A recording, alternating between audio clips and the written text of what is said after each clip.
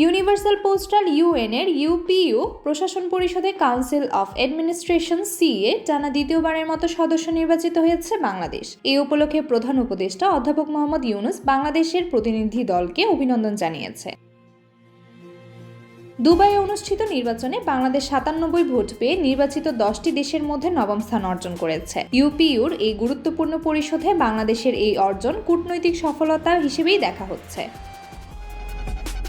প্রধান উপদেষ্টার press wing এক বার্তায় জানায়, গত মেয়াদে বাংলাদেশের অংশগ্রহণ সীমিত থাকায় এবার নির্বাচিত হওয়া নিয়ে কিছুটা শঙ্কা তৈরি হয়েছিল। 2021 সালে সরাসরি কেবল একটি সভায় অংশ নেওয়া হয়েছিল, বাকি কার্যক্রম ভার্চুয়ালি সম্পন্ন হয়।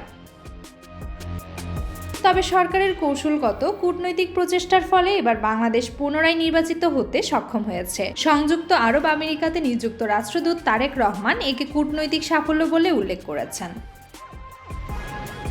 এই নির্বাচনের মাধ্যমে বৈশ্বিক ডাক এবং যোগাযোগ নীতি নির্ধারণে বাংলাদেশের অংশগ্রহণ নিশ্চিত হলো, যা ভবিষ্যতে দেশটির ডাক ও ডিজিটাল কমিউনিকেশন খাতে নতুন সুযোগের দ্বার খুলে দিতে পারে।